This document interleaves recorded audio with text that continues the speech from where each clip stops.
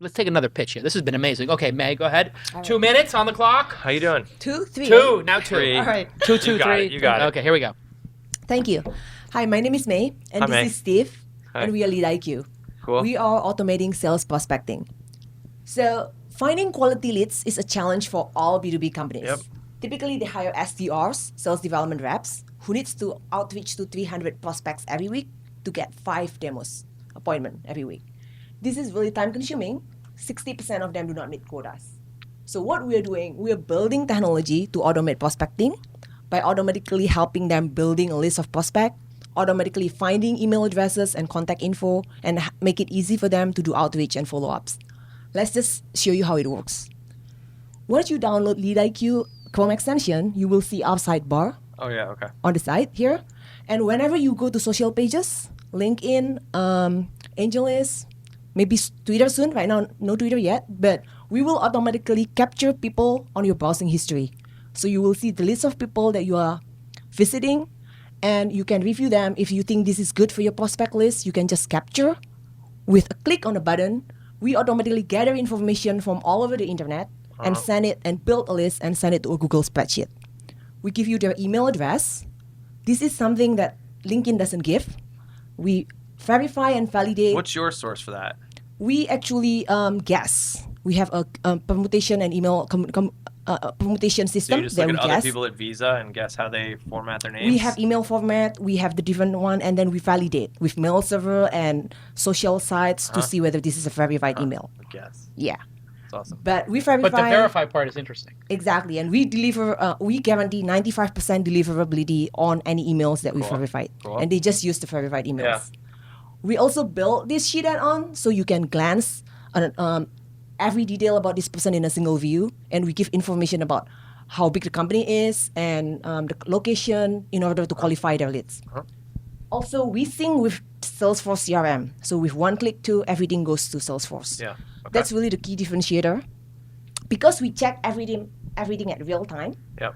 our bounce rate is less than 5%. Yeah. Compared this to the industry average of 40%, because people leave their job and information gets out of date. So our customers love us because we've been able to increase their qualified demos by at least two times, and we help them achieve that with fewer SDRs than they could have. Our pricing is SaaS. We have individual pricing versus team pricing. We started going enterprise too, where now we are doing a pilot with a large company with more than 200 salespeople. So right now we are growing 20% month over month, and 60% of our revenue is now made up of the team plans, where the average MRR is about $500 a month for the whole team to use us. Interestingly, we started out as a product for individual people, where individual salespeople have signed up using the individual plan, just swiping their credit card. After a few months, they bring the whole sales team to use us. And then now we have the whole team basically signing up on the team plan. What we have learned from our customers from these past few months is that the teams have team collaboration needs around prospecting that no other solutions in the market have really done well. For example, they want to know if a prospect has been prospected by another team member before. Most of the product out there are catered to individual salespeople. No one has really done team collaboration really well. So we started out as a prospecting platform for individual salespeople. Now we're building out more team features to allow more team collaboration, knowing where the teams are and then helping each other. And we are planning to do a full prospecting automation platform for teams. Cool. So yeah, we are LeadIQ, we are automating sales prospecting, and in order to go to enterprise, How many people are you? we are right now a team of about 5. 5? Yeah, and 3 contractors. 3 contractors. We- and you raised some money? We raised a little seed a few months ago. We were launch incubator batch 2. Okay. So we just raised about 2-3 months ago, but we know in order to go enterprise, we need to raise more How money. much did you raise total? Who are the top 2 or 3 investors? We raised $880K about 3 months ago, and the top investor is Launch Fund, Jason Syndicate, and Draper Associate, Tim Draper. So how big does this get?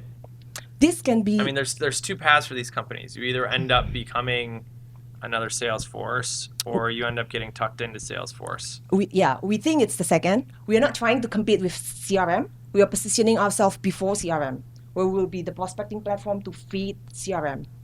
So we have partnership where we are actually listed on CRM App Exchange. Yeah. And a couple of other CRMs have actually approached us, hey, we want you to integrate with us too. Yeah. So But do you think you ultimately get bought by one of those? Is that the exit for the it's company? a potential Yeah. exit, right? Okay.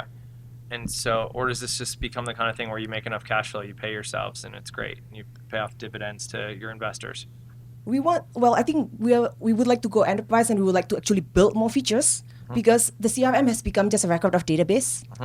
And it's really hard to do reporting, and now more and more people starting to do prospecting. Yeah. And it's all still really manual. People typically hire a bunch of virtual assistants in the Philippines to do that. Yeah. All of the work is still manual. Everybody we talk to, and the interesting thing is prospecting is becoming a norm now, because all people's information are now on the internet. A few years ago, you can't really find this information, but now everybody start tweeting. They put information on Facebook. It's easier to find a good quality prospect on the internet than ever before, which is why the space is pretty crowded. Everybody's trying to do this now. However, we believe that by focusing on the team and on companies and on enterprise, we will be able to deliver better quality solution. Do you have any specific technology advantage? We're very product engineering focused. We are a team of 8. We have 5 engineers, 1 product person, one designer, and basically just 1 part-time marketing. So we are making sure that the product that we are building is actually very scalable. The fact that we are going all over the internet and gather information really fast, we have put a lot of effort in there. This is going to be technology solution instead of the virtual assistant. There are other companies in the industry, but they have been going through where they hire a lot of virtual assistants at the back end to help them gather the list. We are not doing that. We are focusing everything based on technology. Automation. Right. Okay. What's your background? I used to work at Oracle as a product management. My co-founder, Angelo, used to work at Yahoo, and he founded a couple of other startups before. Steve used to be a designer at Oracle too. This is where we met. Cool. Yeah. Cool. How long have you been working on this? About 8 months. Right on. Yeah. Jason found us early. When we joined the incubator, we didn't have this yet. How do you else. pick this company over others in a crowded field like that? What I've come to determine is my skill is not in necessarily the idea, but in looking at the person's execution, their motivation, and their desire to win. So I find people who are super resourceful and resilient, and I look at their early work, and I try to say, is there anybody in the world who could have done better given the resources they had? So if this person had $1, did they get $10 out of it in terms of their ability to execute? So when I saw Mai, the original product was doing well, and it was using Google's Google Apps has a new feature where you can have add-ons. And they had just added it maybe a year ago or a year and a half ago. Yeah. And she had built a tool you could upload your email list. And when you put your email list in, it would magically find the name of the person and their Twitter handle and their LinkedIn profile and do what's called lead enrichment. Based on an email, fill in the data. And I said, this is incredible. I got 60, 70,000 emails. I need this. And she said, yeah, you're going to need it once.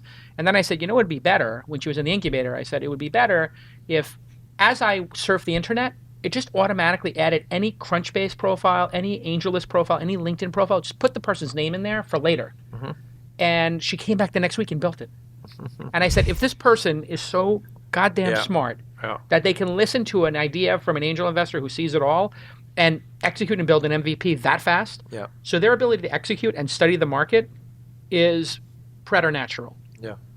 Mai is a machine at listening and studying and then executing. And so when I saw that early on, I wasn't going to accept them, and I was going to tell them, keep working on it, come to the next incubator. But there was just something about her ability to really listen and then execute on ideas. So every week in the incubator, she was one of the weakest companies at the beginning. And when people in the incubator, I asked the investors who come each week to say which company they're most interested in. They're number 1 and number 2 out of 7 companies. And there's 3 investors who come, and nobody picked her. And then everybody picked her. And it was just this sort of marathon. So I think it's the ability to execute and be resilient is my new thesis for early stage. What are you going to say, Mai? You have seen a lot of companies, so we would love your feedback. Well, I love these companies that are going after spaces where there's just cash and where there's such a tight feedback loop that you don't have to hand wave and convince somebody that's worth money. It either makes them money or it doesn't, right? And I think that's one of the interesting things ultimately about pricing these things is that in contrast to that earlier iteration you had where it's one time I enhance your email list and there's no recurring value. If there really is recurring value here to a salesperson, then I think you might even consider giving it away at first. and getting them hooked in. There's a lot of play you have in these types of platforms where somebody says, geez, this is going to save my ass. This is going to help me make my quota. This is going to help me make the quarter if I get this to all the people in my company. And so I think, seeing some on-ramp to that pricing might be helpful. Okay. I was in one of the very first companies that ever used Salesforce, and they gave it to us for free in the beginning. This is like 2001. And they gave it to us for free. And as a result, we actually found we not only used it for our sales pipeline, this now doesn't sound so revolutionary, but at the time we used it for tickets. And nobody had, it just wasn't built for that. We just kind of rewrote the names of the fields to use it for ticket tracking back in 2001. And it was because we had the freedom to experiment with it because we weren't worried about the cost of it. This is a 30-person startup that was, in 2001, it was like the verge of bankruptcy kind of thing. So I think playing around with your pricing might actually be great for your business. Did you try freemium? Did you try giving the first 100 leads free? Can you go back to the revenue graph? Yep. Actually, you see a large, this is our revenue, and the green part is the upgrades. Yeah. And we did in July and August give out a lot of free, and then it was just like really hugely discounted, 75% discount. Yeah. And this is where like after 3 months, then we saw because we just gave the discount for 3 months. Yeah. After the 3 months, people just upgraded, and then they started paying. The other reason is, when you give them access, don't you get to scrape their emails and put them into your big pile? That's right. Too? We're building our database too. Yeah. So this is the kind of thing it feels like you'd want everyone in the world to use at some point. And so, unlike a lot of companies where they might just feel a little bit let down by the churn off it, there's probably some, incremental value to every single user who signs up and even abandons to you, right? Because ultimately you just get that much more information from them. This reminds me of Plaxo with a purpose. You remember Plaxo was like just so viral and crazy, but it didn't seem to have a purpose. Yeah. And keep my thing up to date. They tried to make it kind of social. And it was a huge mistake. Yeah. They tried to make Facebook out of it, right? Yeah. No, look, I think this replaces Salesforce for the bottom half. The biggest thing about Plaxo and about LinkedIn that has to be in the minds of products like this all the time is that there's a complete imbalance. Like the reason I just turned on LinkedIn again for the first time in 5 years, maybe, and it's just it's horrible. I can't. For me, it doesn't work for super routers because there's the have and have-nots of contacts, right? And so for me, it doesn't work. Super routers get burnt out, and that was one of the things with Plaxo is that for people who are trying to build their network and trying to make people, that's great. But for people who are on the receiving ends of those, they don't want it. They become too accessible. It becomes a mess. There's no quality filter, and so any attempts to do these things have to always be cognizant of, are we balancing the desire for that contact with making sure it's quality enough that when it hits that person, it's reasonable, right? Now, anyone who's opted into the world of email just knows there is no balance. It's just a fucking free-for-all, and your inboxes are going to look like a disaster. But that's like when you can really start to understand those constituencies and find some balance there, that's what's great. And that's why I would differentiate this from Plaxo, because I actually don't think they're building a bilateral component of this. I think it's actually unilateral, and the people who are on the receiving end of it don't even realize. Yeah, so precisely. Yeah, I think it ultimately replaces Salesforce for the bottom 50% of Salesforce's current user base, because for those people, Salesforce is so complex, and it's more work to use it. With yours, since you're starting with the lead, it's like the lead is the beginning and the end of the need for the bottom half of salespeople. If you have thousands of salespeople, maybe you need Salesforce. I think if you have under 500 salespeople or under 200 salespeople, I think you need LeadIQ and not Salesforce. That's true, and I think we've seen that because of our integration with Google Sheet. Yeah. And for most people who are not using CRM, they're just using a spreadsheet. Yeah. Right? Yeah. And have you paid? We have a company called Streak. Have you seen those guys? Streak CRM. Yeah, they're great. It's an amazingly huge business that, again, every time a new user comes along, their business gets stronger because they know more and more. And so, Streak's a great business. It's a really cool ecosystem. Awesome. Wish you guys luck. Okay.